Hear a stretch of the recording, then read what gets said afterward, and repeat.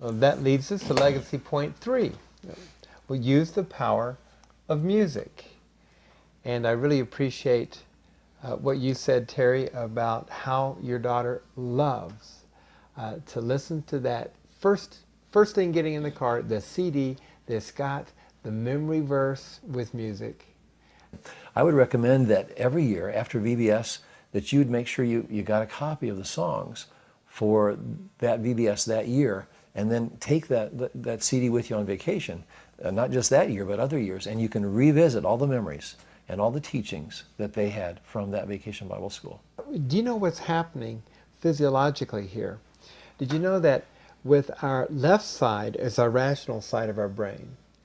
And at least for some, whatever I've got there. Anyway, that's the logical, informational side, and our right side is that emotional and expressive and feeling side.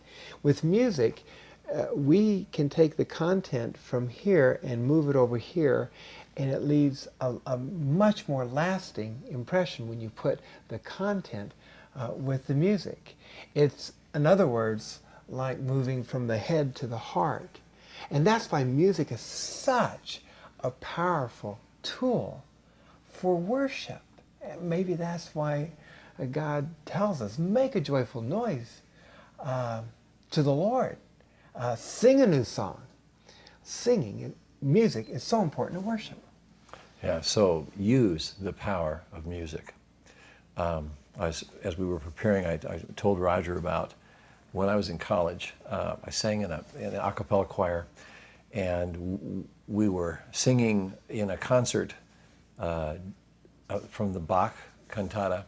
The song was "Jesus, I Will Never Leave," and there were all sorts of different sections singing at different points of time, and you get involved in the singing, and all of a sudden it hit me that I was singing the words, "Jesus, I will never leave."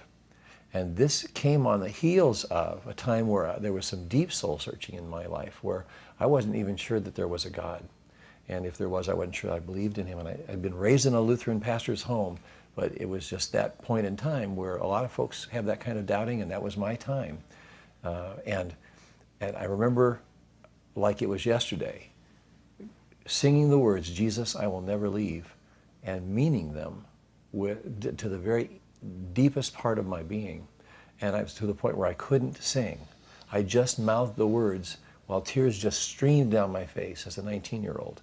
And I just couldn't get the words out because they were just choked up. We probably all have times like that where it's a rebirth of our faith. There are just so many ways that music can fill our lives with God's love and cross over from, as Roger said, from the left brain to the right, which is from the head to the heart. Music moves us from knowing just about God to knowing God, because we're beginning to make that expression with the other side of ourselves, loving God with our heart, so to speak. So this is a great conversation, and I'd like you to talk about it now in your groups. What is some of your favorite worship songs or hymns? And also, what does your child like to sing? Let's talk about the power of music in your family. Let's do that now.